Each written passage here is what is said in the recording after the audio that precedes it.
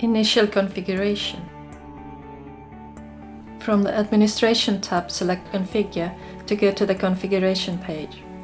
Under the conference information and general settings, you will be able to change, for example, the conference acronym or any other general information about your conference. Under Access to Submissions, the submission form and the paper submission headers, you will be able to change the submission settings, for example, to make submissions anonymous. You will also be able to edit anything related to the submissions of the papers. Under the paper bidding and assignment and the reviewing sections, you will also be able to change settings related to the reviewing process. And lastly, under the author notifications, you will be able to change whether track chairs are able to send notifications to the authors.